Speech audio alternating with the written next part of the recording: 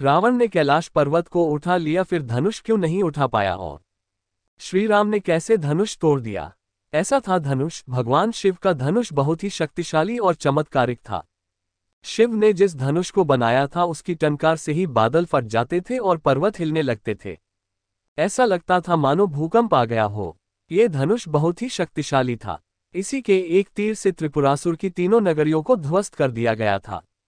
इस धनुष का नाम पिनाक था। देवी और देवताओं के काल की समाप्ति के बाद इस धनुष को देवराज इंद्र को सौंप दिया गया था। देवताओं ने राजा जनक के पूर्वज देवराज को दे दिया।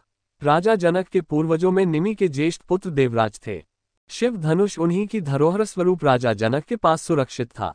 उनके इस विशालकाय धनुष को कोई भी उठाने की क्षमता नहीं रखता था। लेकिन भगवान राम ने इसे उठाकर इसकी प्रत्यंचा चढ़ाई और इसे एक झटके में तोड़ दिया। श्री रामचरितमानस में एक चौपाई आती है, तारांकन उठहु राम भंजहु भव चापा। तारांकन मेटहु तात जनक आय तारांकन।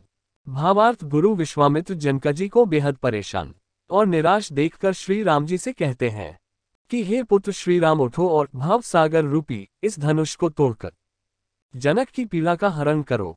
इस चौपाई में एक शब्द है भव चापा, अर्थात इस धनुष को उठाने के लिए शक्ति की नहीं बल्कि प्रेम और निरंकार की जरूरत थी।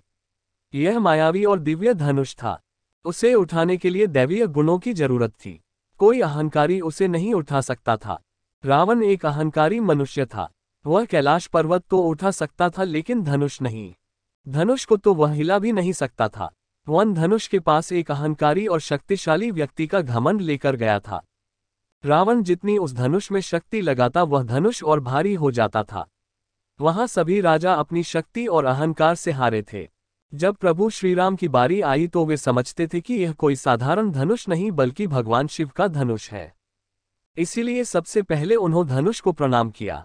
फिर उन्होंने धनुष की परिक्रमा की और उसे संपूर्ण सम्मान दिया। प्रभु श्रीराम की विनयशीलता और निर्मलता के समक्ष धनुष का भारीपन स्वतः ही तिरोहित हो गया और उन्होंने उस धनुष को प्रेम पूर्वक उठाया और उसकी प्रत्यंचा चढ़ाई और उसे झुकाते ही धनुष खुद ब खुद टूट गया। कहते हैं कि जिस प्रकार सीता शिव जी का ध्यान कर सहज भाव बिना बल लगाए धनुष उठा लेती थी, उसी प्रकार श्रीराम ने भी धनुष को उठाने का प्रयास किया और सफल हुए। राधे राधे। जय श्री राम, जय गोविंदा।